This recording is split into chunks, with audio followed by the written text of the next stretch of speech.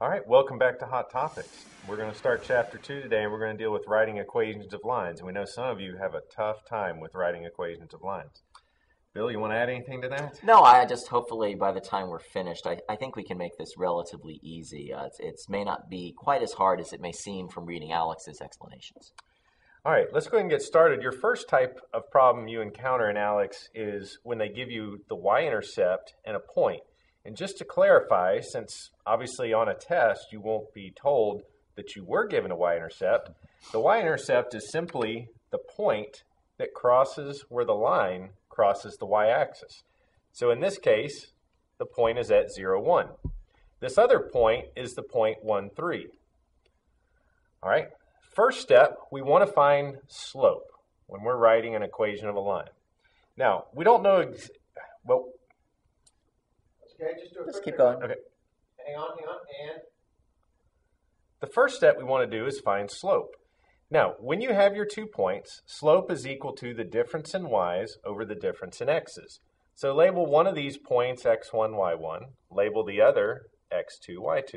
And we should point out it doesn't matter which point you call the first point and which point you call the second point, you'll still get the same slope. That's it. So the formula is y2 minus y1. So y2 is 1 minus 3 over x2 minus x1, which is 0, take away 1. Jerry, go ahead and write out the slope formula just in case, so it's on Sure. the screen for them. Just in case you don't have Alex open at this point. So using this formula, we substitute it in, and our slope comes out to be negative 2 over negative 1, which we want to just write that as 2. Now, once you have the slope, you know that you have this equation, which we call the slope-intercept form, y equals mx plus b. Using that equation, there are two things that you need. You need the slope, and you need the y-intercept. We just found the slope, and we've already identified our y-intercept. Now, the y-intercept is the actual y value of 1. Don't worry about the 0. All we care about is the y value. So now we're going to substitute these values in to our equation, which gives us the final answer of y equals 2x plus 1. Now, if you want to check your answer, this equation should be true for any point that's on this line. And we know that another point on this line is the point 1, 3. So if we plug in 1 for x, y should come out to be 3. And as Jerry will show you, it works. So plug in 3 for y, 1 for x, and the two sides should be equal. So 3 is equal to 2 plus 1. And that's certainly true. That's a good way to check your answer and just make sure you haven't made a mistake. That's it. All right, let's move on to the next one. Okay, again, we were given a problem that we would call very nice in this course because that nice y-intercept is given. Right, sometimes they won't give you the y-intercept and there'll be an extra step to solve it. That's it. So the only other thing we have to do is find slope. So using that formula, y2 minus y1 over x2 minus x1, identify your 2 points. This is the point negative 3, negative 3.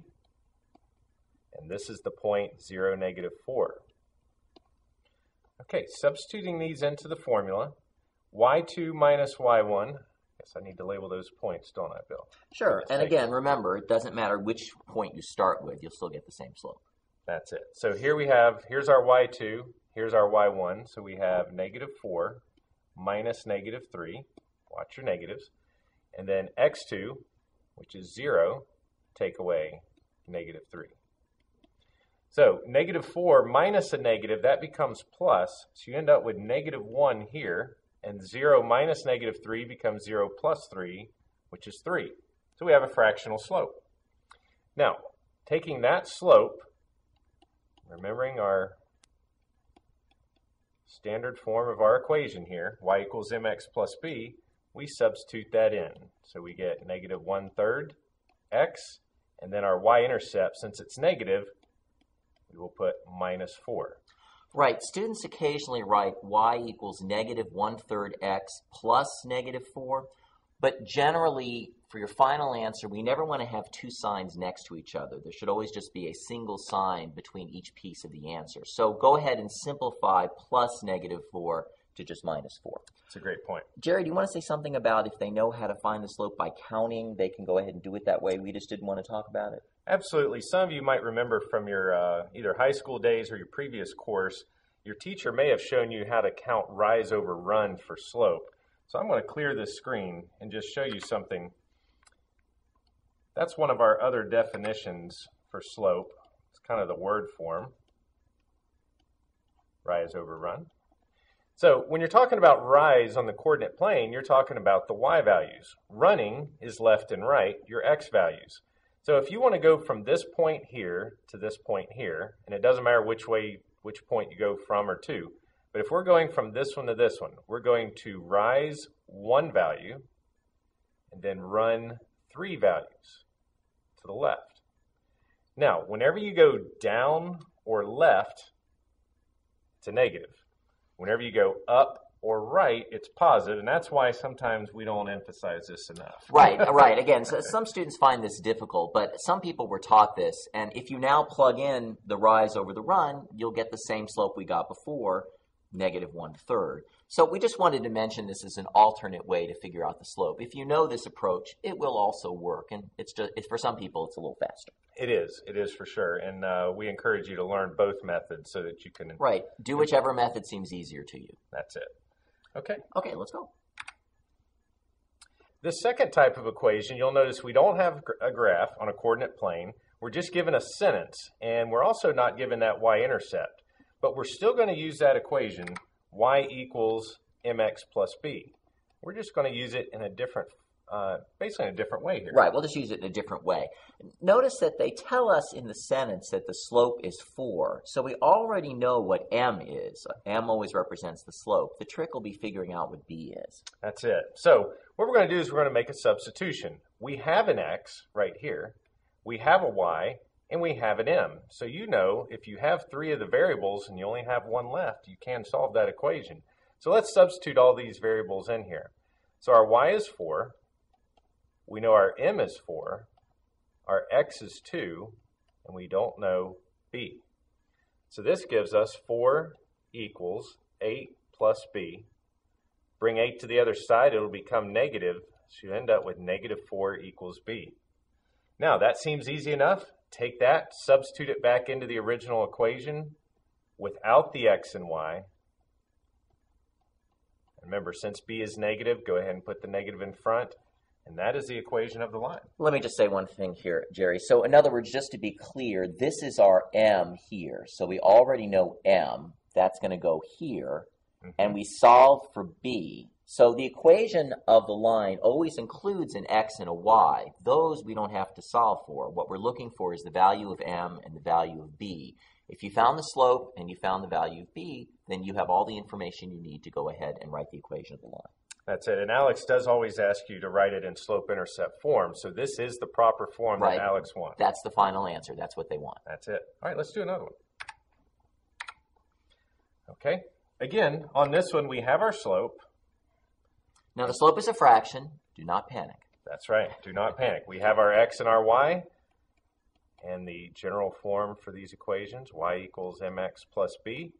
We're now going to substitute in our x, y, and our slope. So y is 1, m is -2/3, x is -3, plus b. Now, this works out kind of nice because your fraction and your number will cancel each other out. So 3 goes into -3, -1 times. So you're going to end up with -1 times -2, which this is going to become a +2 plus b. Now again, if you write your fractions vertically as I do, you will see how those can be canceled. Last step, move the 2 to the other side. It's going to become negative, so it's going to leave you with -1 equals b.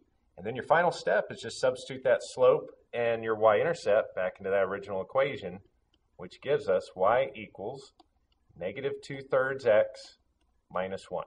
Again, don't write it as -2/3 x plus -1 because that's not considered simplified. Always change the plus minus to just a single minus sign. Okay, let's go to the last type. This last type, we're back to the graph, but you'll notice they didn't give you that nice y-intercept. Obviously, you can tell you can't really estimate y-intercepts. If they're not given to you as a specific point on the line or an intersection right at the whole number, you can't guess. Right, don't guess what the y-intercept is just looking at the graph. Oh, it looks like that's maybe 0.6. Yeah, you can't do that. You got to pick the points that are actually labeled. Those are the only points you can count on. That's it. So the first thing we want to do is label these points. This is 1, 2, and this point is -2, -2. Now, recall, this is the equation that we have, y equals mx plus b. We need m and we need b. So this is the first problem where we have to do it all. We have to find m, then we have to find b before we can give the final answer. So this is the toughest of all of them. So step 1, we'll find the slope. Labeling this as x1, y1. This one is x2, y2. Gives us y2 minus y1, so that's -2 minus 2, over x2 minus x1, which gives us -4 over -3, or positive 4/3. Okay, just like the previous two problems, we now have a slope, but you have 2 points. You actually have a choice. Now, since we have a choice, Bill, which point do you think I'm going to choose? Probably you're going to choose the point 1, 2, because Right. both numbers there are positive. But the nice thing about these problems is once we have the equation of the line, we can check our answer by plugging in the second point, and Jerry will show you how to do that. Okay, so using these 2 points, we're now going to replace, remember this equation here, we're going to substitute our x, y, and our slope into it. So that gives us 2 equals 4/3 times x plus b. Now, 4/3 times 1 is just 4/3. So nothing happens here. So we now have to subtract 4/3 from both sides. Well, we'll go ahead and subtract 4/3. No, let's just clear the denominator. Jerry. Clear the It'd be denominator? easier. All Yes, right, let's we'll clear the denominator. Okay, to clear a denominator, if you go back to our chapter 1, I believe it was our first I lesson think so, in yeah. I Hot think we Topics. talked about it, yeah. We discussed how to clear denominators. And whenever you have a denominator, and we don't have any other options here, there's only one, you multiply each term by that denominator. Right, remember that you multiply everything by the 3, including the variable, not just the numbers. That's a common mistake. That's it. This should make the equation left over a little easier, though. So we have 3 times 2, which is 6, equals, here the 3's cancel and leaves you with 4 plus 3b. Now, subtracting 4 from both sides gives you a 2, and then dividing both sides by 3 gives you the 2/3. So once you have b and once you have m, you now substitute back again for your final answer of y equals 4/3 x plus 2/3. All right, now let's go ahead and check this answer. It's going to be a bit of a pain because of the fractions, but it's worth doing just so that you see how you can use the second point to check your answer. So our equation that we ended up with was y equals 4/3 x plus 2/3. Is that the right equation, Jerry? That is. Okay, so, and again, this point here was the point -2, -2. If this point is on this line, then this value of x and this value of y should make this equation true. So let's see if it does. Let's plug in -2 for x and -2 for y. Then I would be saying that -2 equals 4/3 times -2 plus 2/3. And we're going to go ahead and just multiply these out and hope for the best. 4/3 times -2 is -8/3 plus 2/3. And I lucked out. The denominators are the same, so this is relatively easy to do. -8 plus 2 gives me -6/3. And sure enough, that's true, because -6 divided by 3 is -2. So, in these problems where they give you 2 points, use the first point to find b, then check your answer with the second point. If you come out with a true statement here, you are guaranteed that you didn't make a mistake. It's always worth taking the extra time to do this. Okay, Absolutely, I agree with that, Bill. And your tests are not that long, and you should have time to be able to go back and do stuff like Right. this on Better the test. to do it slowly and get it right than do it quickly and get it wrong. That's always my feeling. Okay, the last problem in this section, just like the last one, so now you should be getting used to this. You pretty much know there's one equation that you want to remember throughout the whole process. Y equals mx plus b. So now to go through the mental processes here. Any problem that you're given that you're asked to write an equation of a line, the first thing you always want to do is find slope. And actually, Jerry, why don't we find the slope using rise over run this time, just so we've done a Okay. second example of that. Absolutely. So rise over run in this problem. We're going to start from here. We're going to end up over here. So our rise is 1, 2, 3, 4, 5. That's your rise. And then your run is 1, 2, 3, 4, 5, 6. And remember, run is to the left, so it's negative. Your rise is positive. Now, a simple way of looking at slope, if the line falls from left to right as you look at it, it's a negative slope. Right. If the line is decreasing, that is, the values are getting smaller, it's a negative slope. If the line is moving upward, if it's increasing, the slope will be positive. If you look at this line, you'll see that the line is actually decreasing, so it makes sense that the slope would come out to be negative.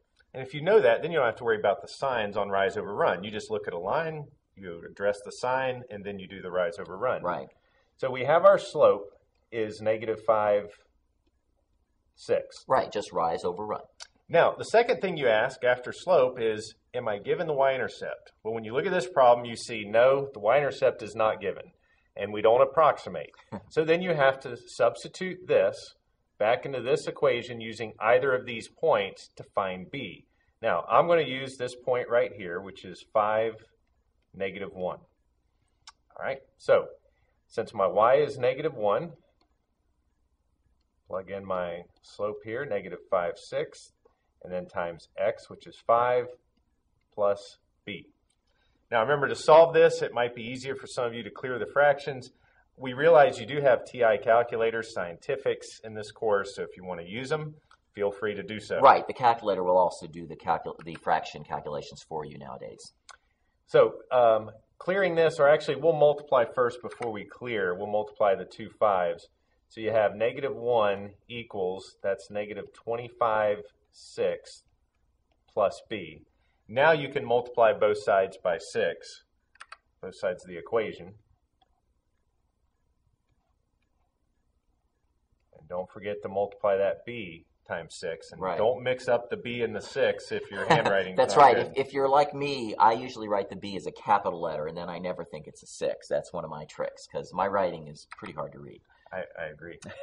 Multiplying now, you have negative 6 equals, here the 6's cancel, so you're left with negative 25 plus 6b. And again, what Bill's saying here, you might want to make that capitalized if that helps out.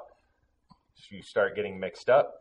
So now our final steps, move 25 over. It'll become positive over here, so 25 take away 6 is 19 equals 6. Again, capital B, divide both sides by 6, and that does not reduce. 19 is prime, so you have 19 sixths equals your B. And now you have the slope, you have the y-intercept. Now write the equation. Y equals negative 5 sixths, x plus 19 sixths. And again, we're not going to go ahead and check the answer this time, but you should go ahead and look at that second point, which I believe is the point negative 1, 4. And you should verify that if you plug in x equals negative 1 and y equals 4, that you do get a true sentence there. That will verify this is the correct equation of the line.